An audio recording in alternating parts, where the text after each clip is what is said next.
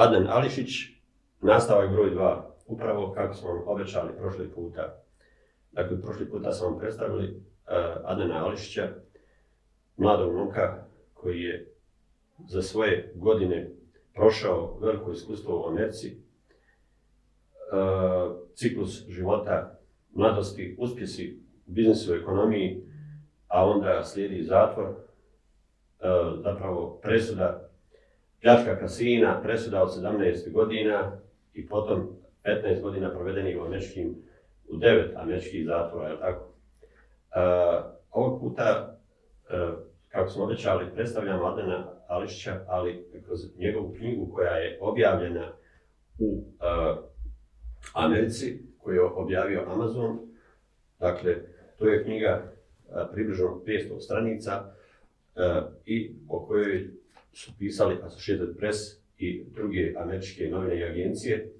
Tako da ova knjiga na neki način dokument koji pokazuje da sve što nam govori ovaj momak je sušta istina, jer je tokom prošle emisije i poslije nje bilo skepticizma, bilo je sumnjičavosti u smislu taj momak izmišlja, obzirom da su mnogi naučili da neki momci, da kažem žestoki momci na našim terenima u regionu, vole da se eksponiraju, vole da izmišljaju stvari više nego što jeste.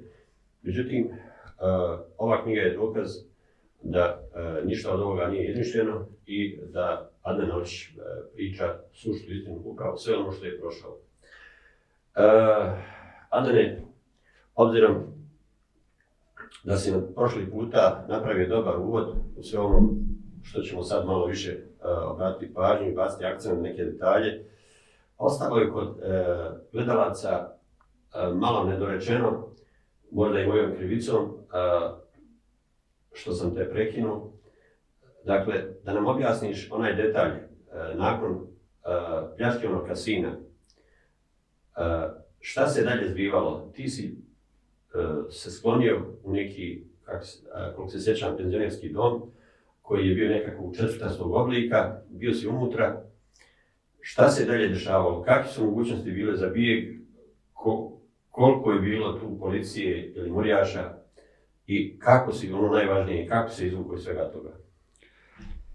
Pa poslije ovog svega, bilo je prvo, kao što sam rekao,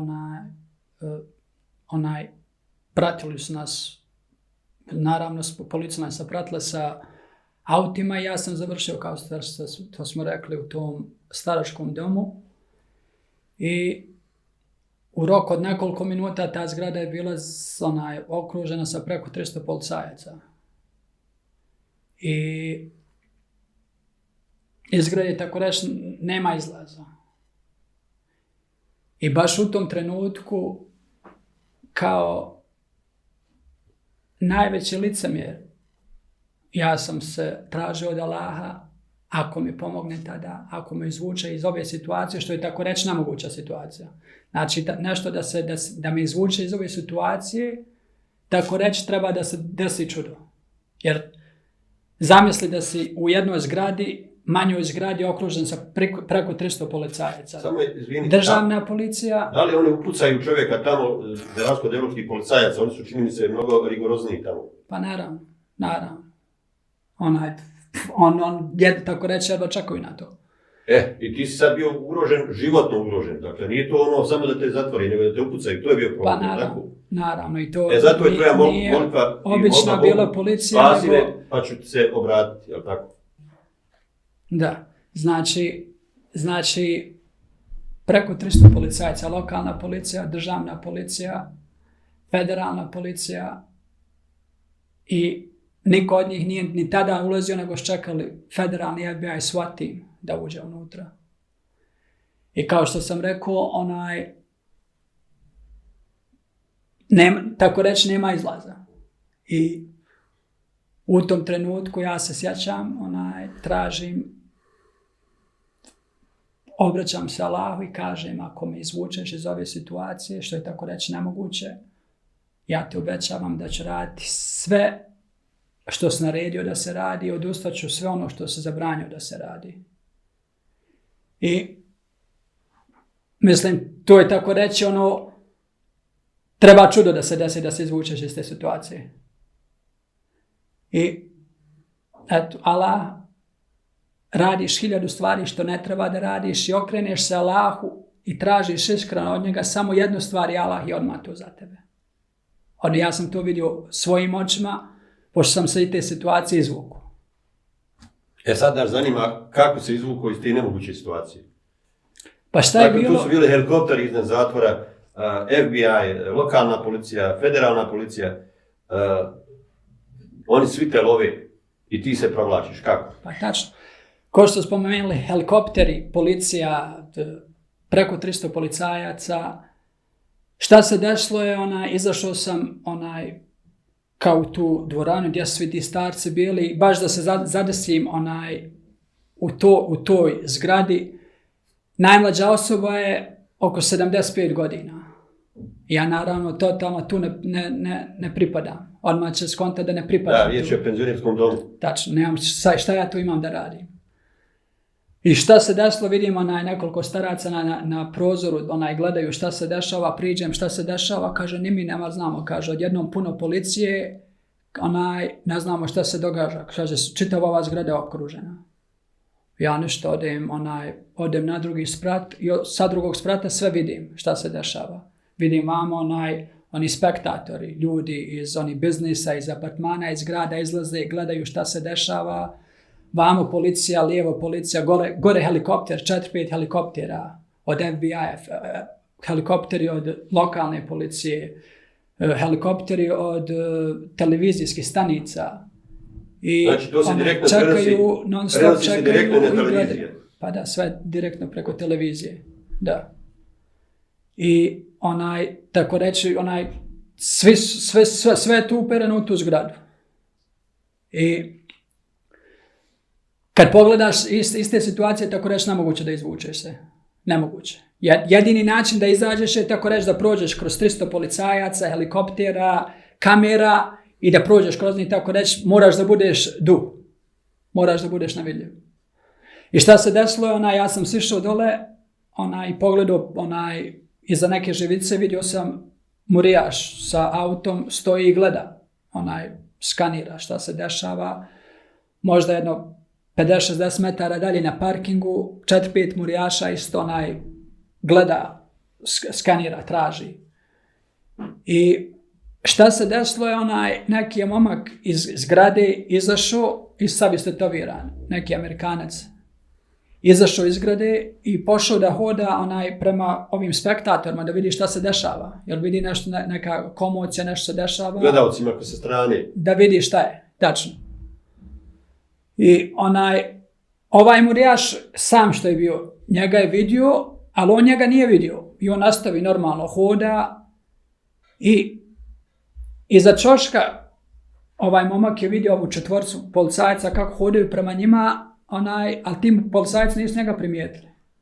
I on se automatski, instinktivno okrenu i pođe nazad, odakle je došao. I ovaj sam murijaš što je bio, to je vidio, odmah nešto sumnjivo, na radio, ova 4-5 murijaša počeli trčati prema njemu, on pošao trčati, sve ja murijaš što je bio tu pošao trčati prema tom momku.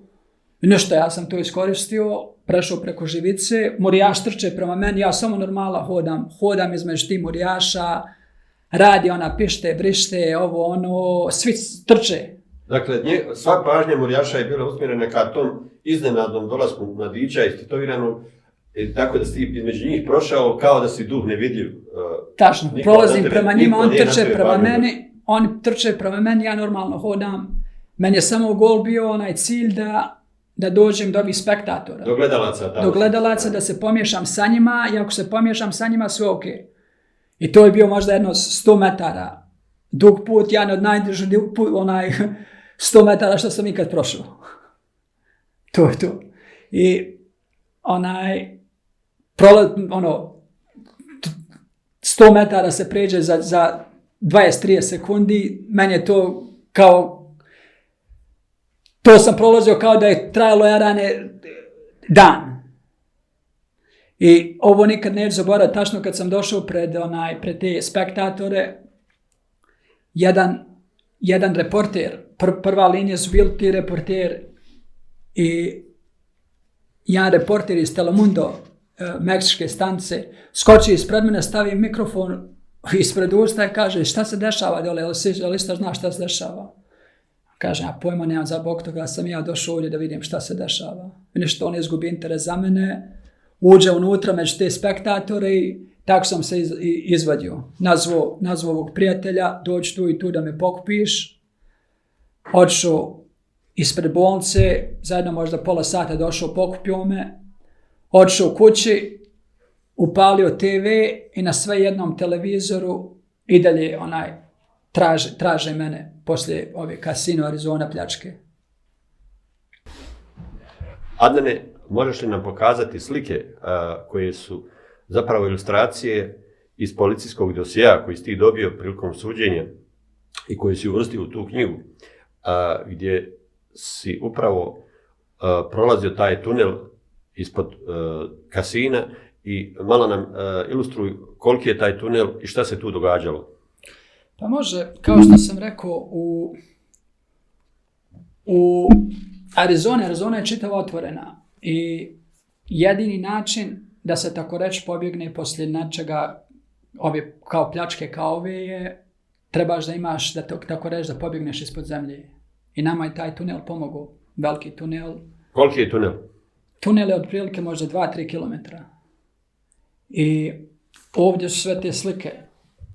Ovo je taj tunel, ovdje, to sve snimci od FBI što su snimali poslije ovoga kad se desilo. Ovo isto, ovo sve te pare što su bile, ta vreća s parama. Ovo je iznutra iz ovog kombija što smo mi imali gdje smo bježali. A koliko ste vi para tada maznuli? Pa ovdje svaka ova vreća ima otprilike natrpana je sa $20 i sa $100. Ako je $100, oko $500,000. Ako je $20, oko 100.000 u svakoj vreći. Znači vidiš koliko ima vreća, ima 15-20 vreća. A što se tiče ovo isto tunel. Ovdje, to je kud smo ulazili. To je ulaz u taj tunel. Ovo je ovaj šaht. Šaht kuda smo trebali da bježimo. Pobjegneš kroz taj šaht, dolazi nas čeka taj ATV. Na ATV sjednemo, stavimo pare i otprilike 2 km vozimo kroz tunel do izlaza na drugi šaht. I to je to. To je bio plan. To je bio plan. Je li plan uspio ili? Plan nije radio jer jedan od glavnih razloga je bio šaht. Šaht, kad smo pravili šaht je, ovi što su rezali šaht, prvo morali smo promijeniti šaht, jer originalni šaht teži puno, oko možda 150-200 kila. I morali smo staviti ovaj drugi šaht da ga puno lakše možemo dići. I šta se desilo je, ovi što su rezali šaht, željezo ovo, su rezali izvana, umjesto da režu iznutra i tako reći bio je malo deblji. I mi kad smo promijenili ovaj šaht nekoliko sati prije ove pljačke, šta se desilo je, nije se skroz uklopio. I malo je virio. Mi smo kontali, ja sam kontao, dobro, ko će gledati to u 5 sati ujutru, jel malo viri šaht ili ne viri. Biće tako 2-3 sata i to je to. I šta se desilo je, mi smo sve uradili kako treba. Meni je najveći problem bio da ne bude pucnjava, ali ti ljudi, mi što smo udarili ove, što prevoze pare, oni su ex-marinci, oni su tako reći trenirani da pucaju. I meni je to najveći problem bio, da se neki ne pravi kauboj, da izvadi i da pođe da puca. To je meni najveći, jer konto sam, ako mi od njih uzmemo pare, to je to, gotovo je. Sve gotovo. Šta se desilo, mi smo sve prošli kako treba. Uzeli smo pare, mi nismo koristili pravo oružje, koristili smo pepper spray. Jer pepper spray je puno efikasniji, jer neutrališeš ga, on ne može ništa da radi, ne može ništa ni da puca, ništa ti ne može uraditi. I šta se desilo je, naravno uzeli smo pare, sjeli u kombi, otišli možda 500-600 metara do ovog šahta i kao što sam rekao, ovaj moj što je bio sa mnom, sišao dole da otvori šah, ne može. Ponovo da otvori šah, ne može. Šta se desilo je kako je šah bio malo veći, auto je prešlo preko njega i skroz ga zalijeplo i nema šanse da se otvori. I to je bio problem. I nema ništa, idemo, mislim u ovakvim situacijama naravno moraš da napraviš plan B. Plan B je bio u slučaju nešto da se desi, jer ja sam konto u slučaju da se desi, jer policijska stanca je bila tako reći možda 50-60 metara od kasina. U slučaju da nam blokiraju prolaz do ovog šahta, moraš imati plan B. Plan B je bio da se vozimo sa kombijem do auta, imali smo 2 auta parkirane možda 5-6 km dalje, do ta 2 auta, prebacimo sva u ta 2 auta i to je to. I to je bilo to. Znači, ovo više ne radi, ideš na plan B. Plan B je znači da se vozimo do ta 2 auta. Ali problem je bio što mi smo već dugo vremena izgubili. Policija sa svih strana zuji. Helikopteri su već gore. I ništa, mi smo im dali poslije čitamo u policijskom reportu, vozili smo preko 120 milja, znači 180-190 km kroz grad. Toliko smo ludo vozili da su on dobili naredbu da odustanu od te potjere. Tako reći. Dobili su naredbu da odustanu od potjere, da nas više ne ganjaju i to je bilo to. I mi smo tako reći, sve bi bilo ok da dođemo do ova 2 auta, ali problem je kad sam vozio to auto, preskakao kroz rupe, vozio tako reći ludo, radijator se probio, hladnjak od auta i auto se počelo grijati. I tako smo mi završili ispred ovog staračkog doma, auto nije više moglo da ide, parkirao tu i nema ništa, sad moraš rane kako god samo vidi da pobjegneš, to je to. I tako sam ja završio u ovom staračkom domu i tako se sve završilo. Posle staračkog doma si odšetao, došao si kući i ipak su te poslije uhvatili. Kako ste uhvatili poslije? Pa imali su cinkaroše. To je to. Saznali su ko sam, šta sam i tako reći na kraju dana ja sam trebao naravno ja sam znao da će to biti to, konto da idem, sjednem u auto i trebao sam da idem u New York i dok se malo ta situacija ne smiri, ali on su već saznali ko sam i šta sam i u roku poslije 8-9 sati mene su došli 2 FBI auta, 4 FBI agenta u jednom autu, 4 FBI agenta u drugom autu. Tad smo opkolili i tad smo uhapsili. Dobio si prilično veliku kaznu, 17 godina, pa to kod nas dobijaju ratni zločinci toliku kaznu. Zašto?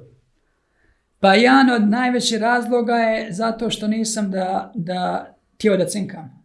To je najveći razlog. Jer FBI traži od mene, oni su mi davali dali su mi deal ako im reknem kom je davao informacije. Jer oni su znali odmah su znali da sam ja morao imati informacije iznutra, neko ko je radio unutra. Odmah su mi rekli. Ako se ne varam, ti si bio i šef te parade.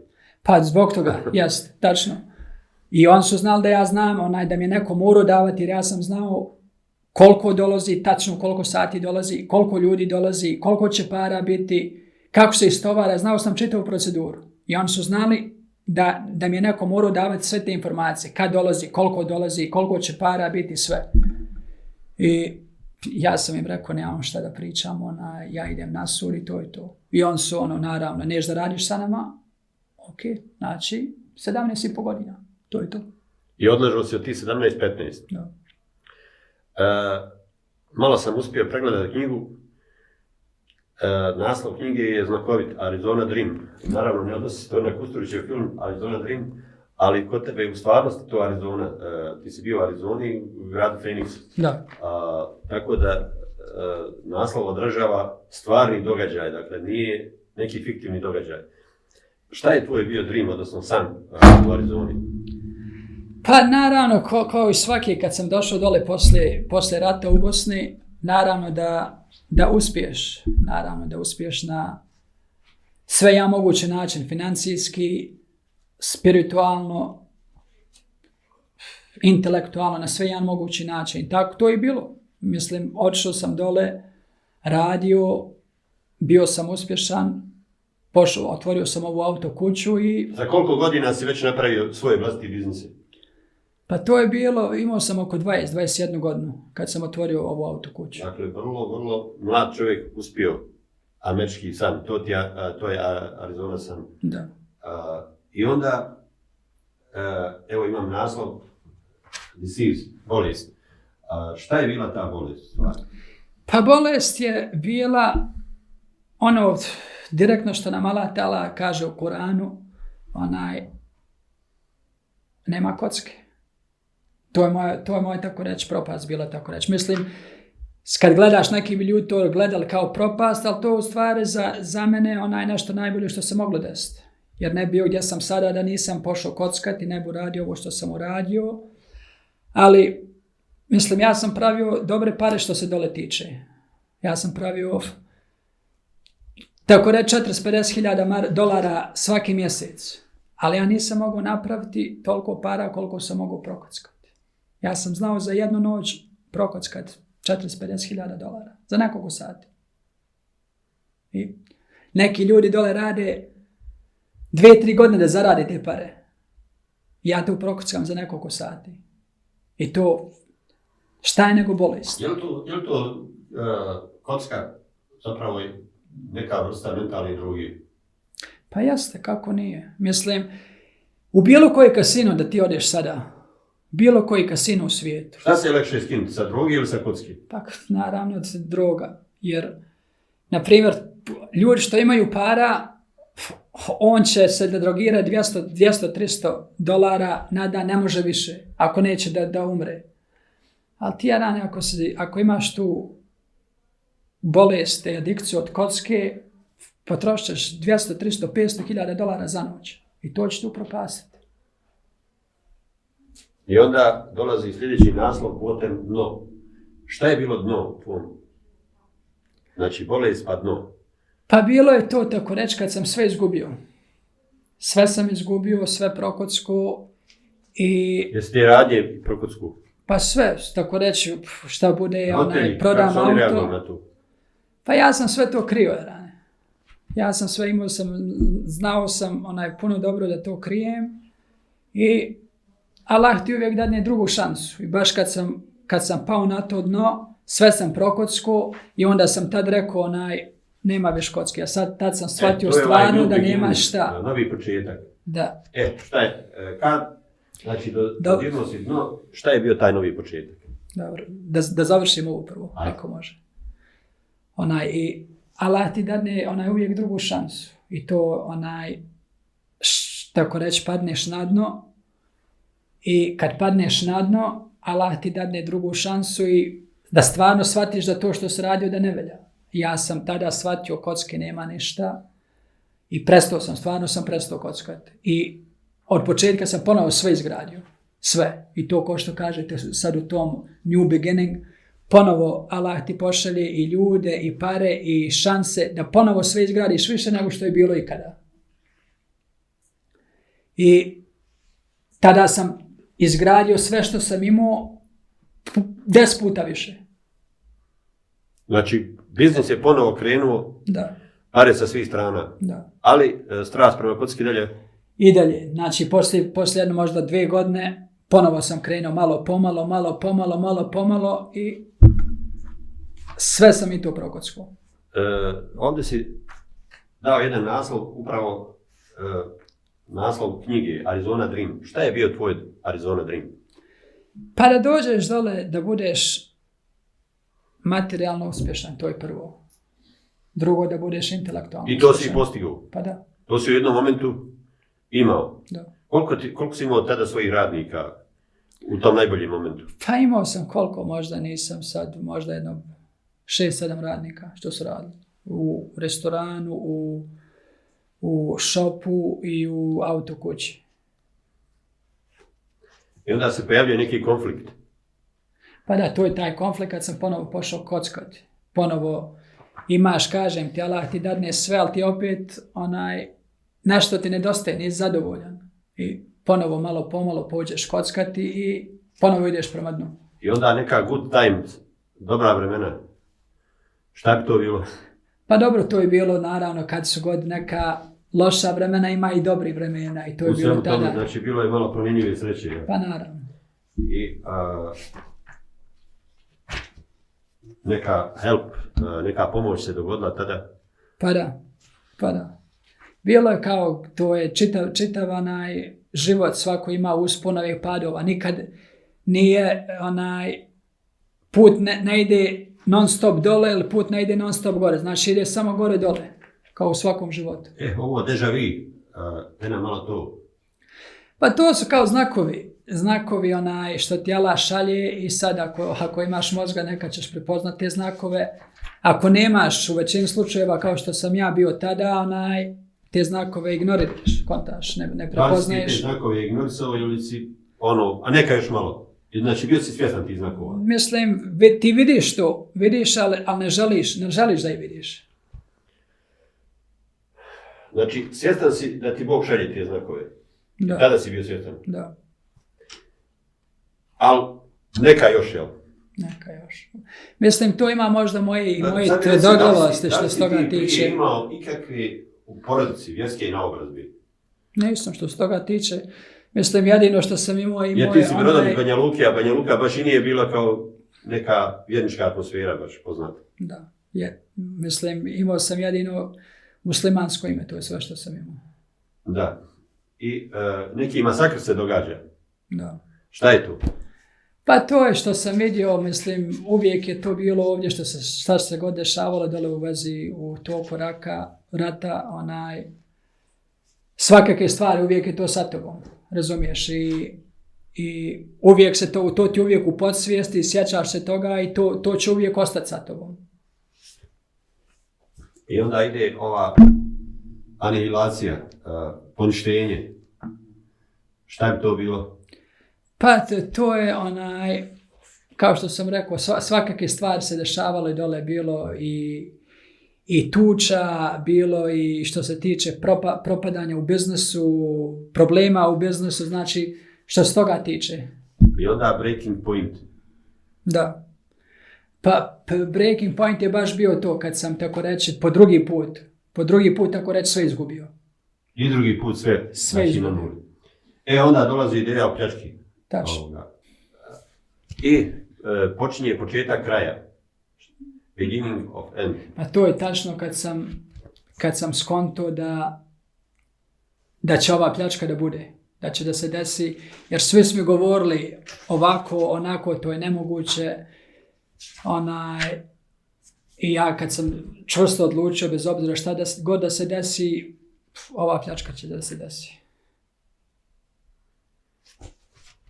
Nova New Hope, nova nada. Pa to je bilo tako reći kad sam otkrio tunel u stvari. Kad sam otkrio tunel, ali bilo je tako reći nemoguće da se to uradi ovako, bez tunela. I kad sam otkrio tunel, neka ti nova inspiracija dođe i ok, znači ovo je poslije svega moguće da se uradi.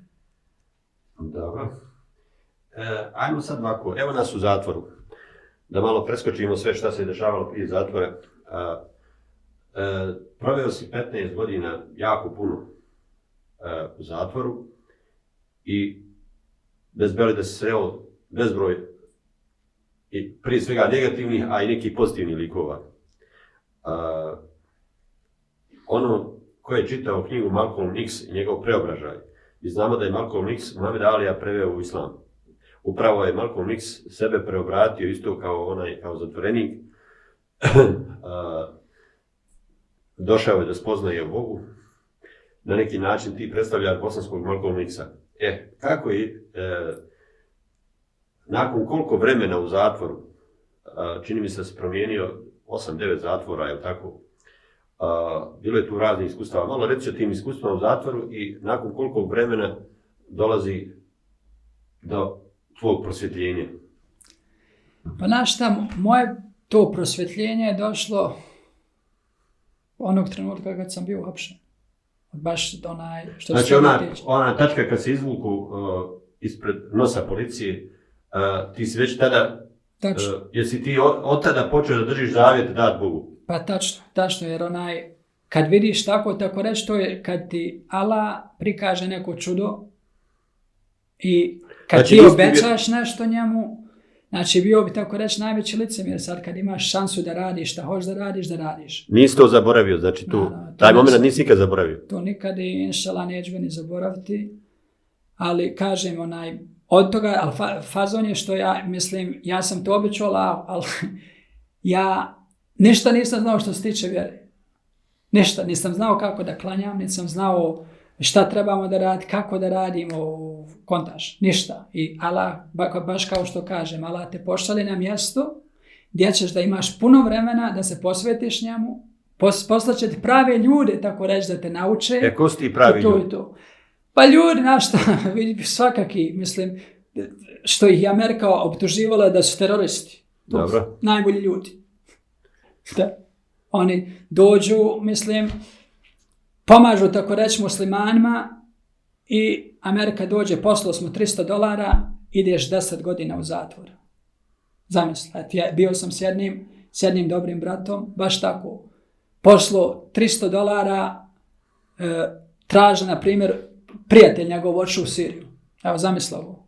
Prijatelj njegov otišao u Siriju, nazvao ga, trebam para, možeš ti poslati para? Može, nema, što će? Koliko treba? 300. Evo, otišao na Western Union, poslao mu $300. FBI poslije to skonto da je to bilo to. Providing material support to terrorist organization. I dao mu da oko 10 godina. Eto. Samo zbog toga. I to nije jedini. Puno ima ti primjera. I kažem ti, mislim, Allah dozvoli to da se desi sa razlogom, naravno. Ko što sam rekao, ti misliš da je nešto loše za tebe, ali u stvari je dobro za tebe. I ti misliš da je nešto dobro za tebe, ali u stvari loše za tebe. To nam Allah direktno kaže. Znači, za tebe je zatvor postao životni univerzitet. Pa naravno. Ti si završio u zatvoru onaj univerzitet koji nigdje ne bi ovamo, ni na jednom drugom fakultetu, je li tako? Pa tačno, jer ako želiš stvarno da pomogneš sebi, ako želiš stvarno da se poboljšaš, nema ti boljeg mjesta nego zatvor. Jer nemaš nikakve distrakcija, nemaš da se brineš o poslu, o problemima, o računima, o porodci, ovom, onom, nemaš. Samo ti i Allah. Koliko si, kad si počeo te ljude sretati, koliko si vremenski bio predan toj ideji, zapravo koliko si vremena trošio na čitanje, recimo, islamske literature, ako je to bilo moguće, koliko si ibadetio, koliko si šta radio? Pa sve od početka, ja sam odmah ja sam tako reći dole čitao prosječno između 2 do 3 knjige svake sedmice. I to većina tih knjiga su bile self-help. Znači u pravom smislu univerzitet. Pa tačno. Self-help knjige, islamske knjige, Kuran, svaki Nije bilo prepreka od strane zatvorske vlasti, recimo u nas su bili prije zabranjivali određenu literaturu. Znači nije bilo tu. Bilo je nešto što se toga tiče, bilo je, ali mogu se na primjer naručiti knjige ti sami izvana, ako nešto oni nemaju. Razumiješ? Jer oni su, pogotovo što se tiče islama, posebne samo knjige davali. Razumiješ? Vodili su računa da neko ne bi postao još pod navodnicima veći terorist. Pa tako reći, da. Ali opet kažem, Allah ti pošalje tako te ljude, tako da možeš, da ti možeš protumačiti te knjige, jer ti, pogotovo kad dođeš dole, ne znaš šta je dobro knjiga, šta je loša knjiga. I polako kontaš taj proces učenja i obrazovanja počinje.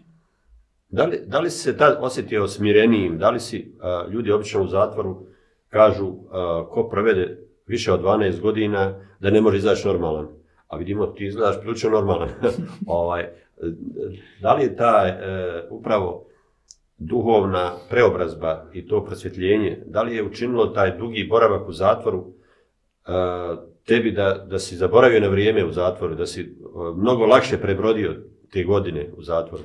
Pa jeste, na šta ja ti kažem, uvijek se podsjetimo na što nam je Allah rekao u Kuranu, kad dođemo ispred Allaha, život će nam biti kao kad trepnemo oko. Tako i meni ovih 15 godina, isto tako. I baš tada se podsjetiš da je vrijeme ništa. Danas, sutra, bit ćeš 80 godina ležat ćeš na samrti i to je to. Sve će da prođe tako. Znači, 15 godina je prošlo tako reći brzo.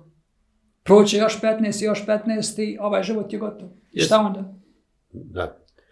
Jesi li imao nekih velikih iskušenja u zatvoru? Jer obično bude, svi koji su prošli takve stvari, imali su tuča, imali su maltretiranja, morali su, kako kažu, da nauče da se brane, inače ako ne znaš da se braniš, gotov si. Jesi li imao takvih iskušenja? Pa naravno, kako nisam. Da sam probao, tako reći, skoro 2 godine u tamnici, baš zbog toga. Zbog tuča, marisana, problema. I zbog toga sam i promijenio 9 zatvora. Jer šta se desi kad bude neka tuča, jednog pošalju u ambulantu, tebe pošalju u tamnicu i poslije iz tamnice te šalju u drugi zatvor kao kaznu. Ja sam zbog toga 9 zatvora promijenio. I da li si dobio bolje uslove negdje, kaži hvala Bogu da su me premjestili iz ovoga, jer tamo si našao možda na nekoga novu facu, si upoznao neko novo lice koji ti je dao novo prosvjetljenje u pogledu islamskih naučavanja. Tačno tako, iako zatvor, na primjer, nije bio bolji, jer kad te šalju tako, šalju te kao kaznu u gori zatvor, higher security prison. Ali naravno, kao što si rekao, vi ćeš dole, upoznaćeš nekoga ko će ti tako reći pomoći da vidiš i da te nauči što se tiče islama ili što se tiče bilo čega drugog. Da li si to osjećao da je Božja ruka nad tobom, kako si ti održavao svoj Božji zavjet prema Bogu? Rekao si u sebi, Bože, osad ću se pridržavati tvojih naredbi i tvojih zabrana.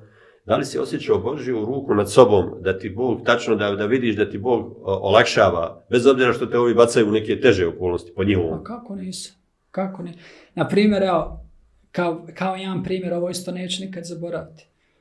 Kad sam bio u Poloku, to je jedan zatvor u Centralnoj Americi, bila masovna tuča. 4-5 ljudi oko mene, noževi, katanci u čarapama, ja to čitam poslije. Jedan maše vamo sa nožem, drugi s ovim. Na meni su samo ofensivne ozljede, na rukama, samo. Ja poslije čitam to u ovom policijskom reportu. I kontam, baš niko, ni da me ubode, ni da me katancama, jer na primjer dole stavi katanac u čarapu i neko kad te razvali sa tim po glavi, ne držiš se, razumiješ? I baš tada kontam, ti nemaš ništa fizički sam tu da uradiš. Ali nema, ti stojiš tu, nema da okrećeš leđa, nemaš da udaraš se, nema šta. I u policijskom raportu poslije čitam, ovaj zamahne, i ni jedne ozljede na mene da nema, što se toga tiče. Samo ozljede bi, tako su mi iskontali da sam se udarao, jer poslije te marsane dođu i čekiraju ti da vidiš ozljede na rukama, i vidjeli ozljede na rukama i tako su me i odveli u tamnicu. I kažem, poslije toga sjediš u tamnici, kontaš, ovo niko ne može biti nehvala da te štiti. Niko. Amerika je poznata, ako se ne varam, ima oko 2 miliona zatvorenika, da ima najveći procenat zatvorenika u odnosu na ukupan broj stanovnika. Koja struktura stanovnika je najviše si vidio u zatvoru? Jesu to crnci? Kako se tu... Pa crnci i Meksikanci, ali većinom su crnci dole u zatvoru. I da li si među njima ima jedan procenat onih koji se prosvjetli, koji traže vjeru, koji traže Boga? Pa naravno, mogu te reći, u Americi, u američkim zatvorima većina muslimana su crnci. I dole to je bio jedan od problema što sam ja bio dole, jer na primjer, pogotovo na istočnoj obali Amerike, muslimani dole drže zatvore. Literalno drže zatvore, nevjerovatno su jaki i puno ljudi, pogotovo bijelaca. Jesi ti bio izvan Arizone u zatvorima? Pa da. Gdje, u kojim gradovima? Pa bio sam u Arizoni, u Kaliforniji, u Mississippi, u Louisiana, Pensilvanija. Aha. Svuda. I kaže da muslimani su jaki tamo u Kaliforniji? Ne u Kaliforniji. Kalifornija je zapadna obala. Zapad, ti si na istoku. Na istočnoj obali, vamo dole, New York, Pensilvanija. New York, Washington, Philadelphia. Da. I baš zbog toga su, na primjer, oni znaju, mislim, pogotovo administracija, policija i svi što rade dole, znaju zašto mi stojimo. Mi ne tražimo problema, znači klanjamo se Allahu, radimo ono što nam je Allah, da nam naša prava, da možemo klanjati, da možemo ići na džumu, da možemo raditi sve što nam je Allah odredio i nećete imati problema sa nama. I tako oni znaju. I tu su bili uviđavni, jel tako? Pa da, oni su znali da smo mi kao primjer, fazon je sad, naravno, sad neki dođu... Znači, mogli ste klanjati džumu u zatvoru? Pa naravno, to ti je to. I imali ste to, jel? Pa da. Da, mislim, moraš se boriti za to. Ljudi su se borili za to godinama, od 70. i 80. da tako reći da imamo ta prava. Ali šta se desi je, na primjer, ako dođe do problema, oni znaju da se mi ne igramo. Izvadiš nož i moraš da uradiš šta se mora uraditi. Razumiješ? I zbog toga dadneš mu, tako reći, to doznanje da kontaš. Ja želim ono što moram da radim, nemoj se igrati sa mnom i bit će sve ok.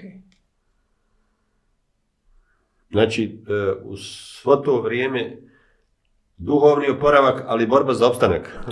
Bukvalno za životni opstanak. Morao si uvijek biti spreman da se suočiš sa... U zatvoru, pogotovo u američkim zatvorima, jer to nisu, na primjer, kao zatvori ovdje, vi ćeš samo tako reći jednu grupu ljudi i on, tako reći, Bosanci ili, na primjer, Balganci, kao što su ovdje, na primjer. Dole ćeš vidjeti rane iz, tako reći, pogotovo u federalnom zatvoru, gdje sam ja bio, zatvorenike iz čitavog svijeta. Vidjet ćeš ruska mafija, kineska mafija, razne latinske mafije, crnci, bijelci i to sve, tako reći, najgori od najgori, pogotovo u federalnom zatvoru. Čija je mafija najgora i najopasnija? Pa što se tiče, sve zavisi. Mislim, dole trenutno sada Meksikanci drže što se toga tiče. Na primjer, meksička mafija, ali oni su, njima je sve do biznisa. Jer ja sam znao puno dole što se toga tiče Meksikanaca iz kartela, pogotovo većih kartela. Jer, na primjer, oni kad čuju za tebe, svi su čuli za mene dole. Jer vide, dolaze reporteri da me vide, dolaze novinari da me reportiraju, dolaze, čitaju novinama ovo ono i zainteresovan si. I dođu da pričaju sa tobom i kad čuju šta sam ja, kako sam ja, naravno da nisam cinku, ali to svi znaju, hoće da radiš sa njima. Aha. Koliko ti je pomoglo to što si upravo, što se pokazao čvrst na suđenju, što nisi nikoga odcinkario, nikoga nisi odao, a koliko ti je to pomoglo tamo kasnije u zatvoru, jer što, kako kažeš, štampa i mediji su to prenijeli, da nisi jesu li te poštovali oni? Pa naravno, mislim, ja kao što sam rekao, pogotovo u početku imao sam problema, jer ja kao bijelac, ja sam odmah, na primjer, dole puno ima što se toga rasizma tiče, jer kad dođeš u zatvor, pogotovo federalni zatvor, ti, tako reći, moraš da ideš sa svojom rasom. Naprimjer, ako si bijelac, ideš sa bijelcima. Čujete, znači rasizam je u zatvorima? Pa naravno, jedan od najvećih rasizama dole. Dole, na primjer, crnci, bijelci, kad pođe neka frka, ubijaju se. Je li to zato da se ne bi tukli međusobno rase ili... Pa kao da traže zaštitu jedni sa drugim. Zbog toga. Jer ja, na primjer, kao bijelac sam bio sa većinom crnaca i odmah bijelci kad vide to znači da nešto nije ok sa mnom. Jer kao što sam rekao, možda tražim neku zaštitu od njih. Jer kod nas muslimana, na primjer, možeš da dođeš bilo šta, možda budeš musliman i, na primjer, šta god da se desi, musliman će te zaštititi. I svi su kontali da sam to ja, da tražim neku zaštitu. Ja ne tražim nekog zaštitu, nego samo da Allah. I šta se desilo, na primjer, puno, na primjer, u Kaliforniji kad sam bio, dođu i bijelci, na primjer, šta imam ja sa crncima, odu i traže od murijaša što rade dole papir, zašto sam ja, kontuju da sam, na primjer, cinkaroš ili tako nešto, razumiješ? Ili, na primjer, najviše, što se tiče najviše slučajeva je cinkaroš, jer tako traže tu zaštitu. I naravno odu provjere, ovo ono, nema ništa, sve čisto što se mene tiče i odmah te pusti, ali na primjer da je bilo tako da sam tražio neku protekciju, sigurno bi ja rane izboli, bez problema. Dobro. I kako kažeš, zatvor je protutnjao u tvojem duhovnom uzdizanju, borbama sa samim sobom, prilično brzo je to protutnjalo, jel tako? Tako si to doživio? Da. I izlaziš iz zatvora i onda šta je prevagnulo da ne ostaneš u Americi, da se vratiš u Bosnu? Pa najveći je razlog islam. Jer ja sam vidio, kažem ti, ja sam vidio tu nepravdu, pogotovo u zatvoru. Svom prijatelju pomogneš, pošalješ mu $300, ovi rekli ne smiješ da mu šalješ $300 i kažu evo ti 10 godina zatvora. To je jedan primjer. Puno primjera. Znači nije to baš tako u Americi kako mi zamišljamo američki san, sve će biti riješeno, samo dođi u Ameriku. Nije. Tačno, nije. Ajde ovako, usporedba, šta je gore u Americi, a šta je, evo sad si u Bosni dovoljno dugo, šta je bolje, a šta je gore u Americi i obrnuto? Malo usporedbi. Što se Amerike tiče, na primjer, dole imaš šansi da financijski uspiješ. Naravno, moraš da radiš, ako želiš da radiš, možeš uspjeti. Ali to je svuda.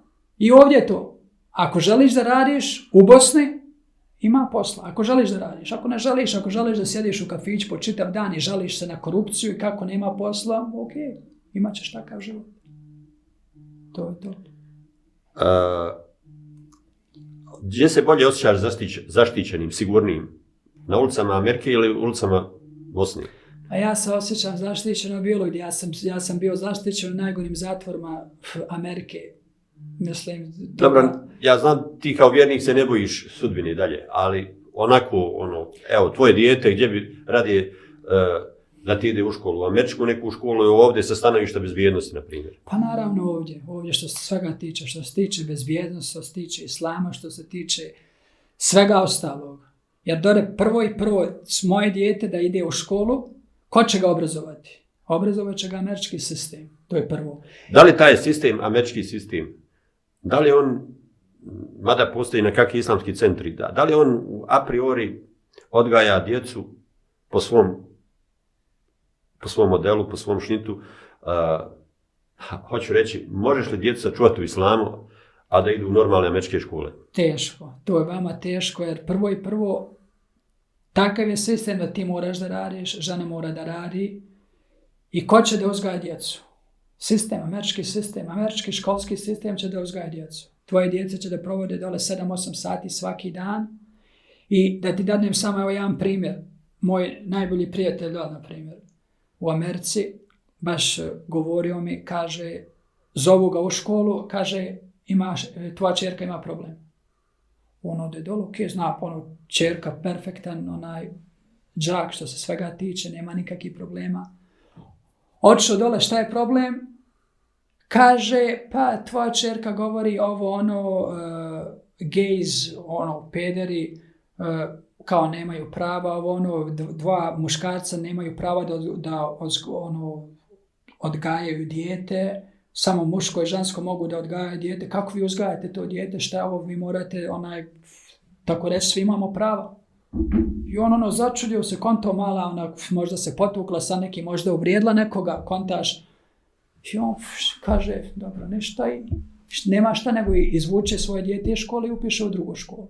I sad zamisli sad, znači, kad ti tako neko odgaja tvoje dijete, to dijete je, tako reći, nevino, malo i imat će puno utjecaja od tog učitelja. I taj učitelj, na primjer, ako govori da je okej, da ženska i ženska mogu imati te seksualne odnose ili muško i muško mogu odgajati dijete, znači polako će da bude da im mozak ispiraju. To možda mi, pošto smo već prošli kroz to znamo, ali dijete posle 5, 10, 15 godina nema šanse teoretske nema da bude, da se drži naše islamske perspektive ako su odgojeni u takvom okruženju. A s druge strane ti ne smiješ previše intervencati jer su rigorozne škole ako vidi da utičeš na djecu u smislu, pogotovo ako pokušaš upotrijebiti neku malo prisile neke. Ma nema, mislim, što se toga tiče, zakon stoji na njihovoj strani. Zakon je, tako reći, ti moraš da praviš, na primjer, WC-ove i toalete za ne samo jedan WC, moraš imati ženski WC, muški WC i ono transgender WC. Znači to. Kao drugi primjer da ti dadnem, eto, koliko prava imaju, bio veliki slučaj dole. Čovjek došao u pekaru da napravi onaj tortu za vjenčanje. I nešto čovjek napravio fino tortu za vjenčanje i na kraju došao da plati i kaže, možeš li, kaže, umjesto muško i žensko, znaš kako ono ide na tortu, muško i žensko, kaže, možeš samo, kaže, 2 muškarca staviti. Mu rekao, kaže, to ide protiv, a on je bio onaj kršćanin. Kaže, to je protiv moje vjere, ja to ne mogu staviti. Kaže, ti možda izađeš, ja te neću slušati. Kaže, šta ovo, ono, i šta se desilo je, pošto je zakon na njihovoj strani, tužio ga, dobio na sudu i morao, tako reći, sve da mu plati i da zatvori tu svoju pekaru. Zbog toga. Znači, ti imaš pravo, ali ja imam pravo. Znači, tvoje pravo veće od mog prava. I to što hoću da kažem, da dole, što se toga tiče, pogotovo što se tiče odgajanja djece. Može li Trump tu šta promijeniti, obzirom da je Trump pripada konzervativnoj struji, koja je kao više za poštivanje vjerskih tradicija, a manje za te stvari. Može li on šta promijeniti? Teško se to može promijeniti, jer to je trend sada.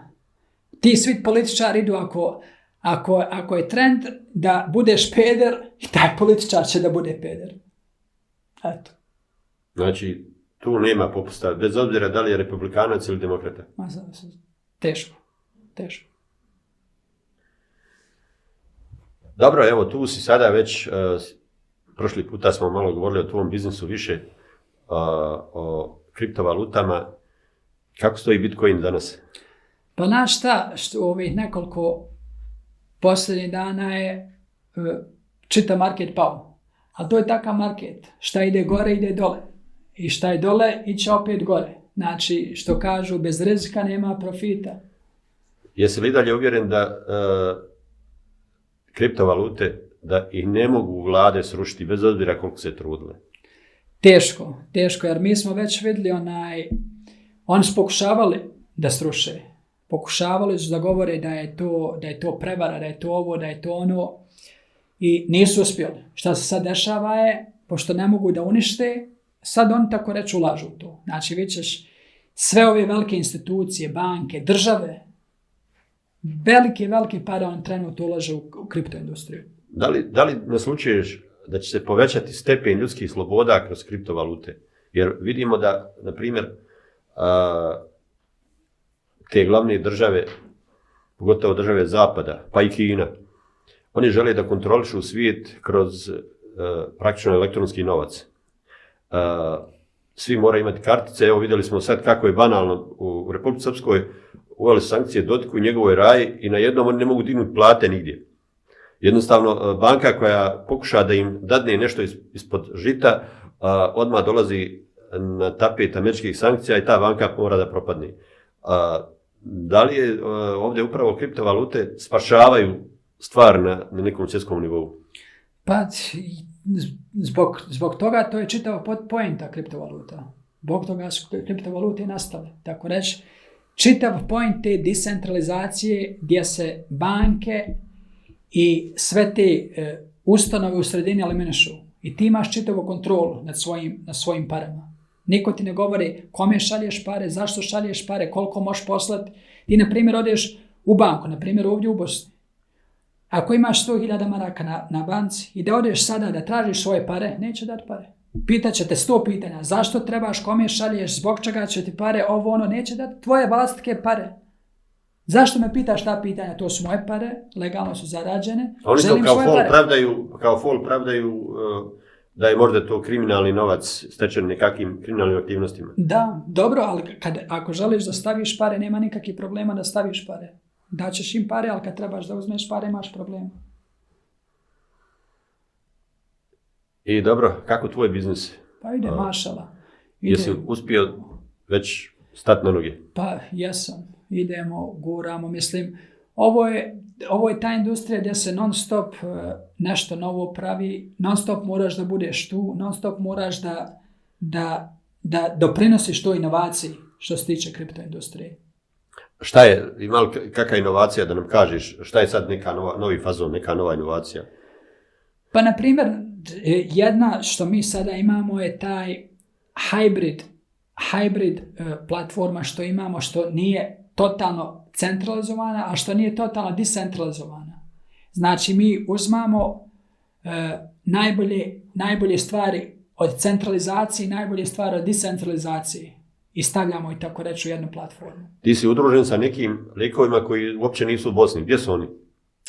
Pa naš čitav tim je tako reći decentralizovan, globalan tim. Imamo, na primjer, ljude u Americi, imamo ljude, većina developera su u Indiji i Pakistanu, imamo marketing tim u Africi, ja sam ovdje. Znači, po čitavom svijetu smo tako reći. Znači, neke likove nikad nisi ni vidio, ali sa njima sarađuješ bez problema. Pa da. Da, ali upoznali smo. Odeš na neki seminar, na konferenciju, vjerovatno. Pa da, tako se vidimo, upoznam, naravno pričaš tako reći svaki dan sa njima, preko video kolova i tako. I kakva je perspektiva po tebi kriptovaluta bez obzira na ove udare koji stalno trpi? Pa sad opet kažem, mi možemo da procijenimo stanje na osnovu prošlosti. Znači, kad vidiš sve te velike institucije i čak države da govore protiv kripta, da pokušavaju da ih zatvore, da ne uspijeva, i sad kad vidiš te iste institucije i države da tako reći ulažu u kripto, znači nešto tu mora da bude.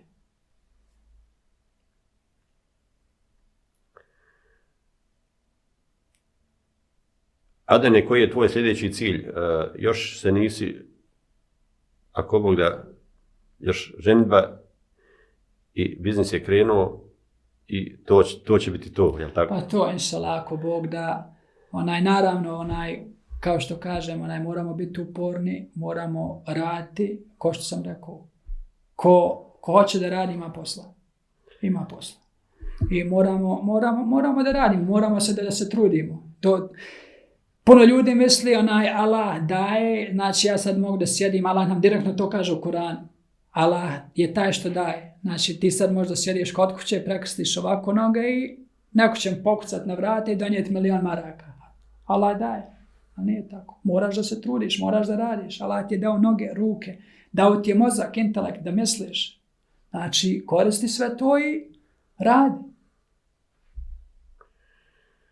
To je poenta, znači rad, trud, korištenje intelekta, korištenje potencijala Božjih i sigurno ćeš na taj način izaći na zelenu granu. Tačno. Adene, ja ti želim sve najbolje, ako Bog da vidimo se i nekom trećom prilikom i ako Bog da uspiješ u svemu ovome o čemu smo pričali. Hvala puno.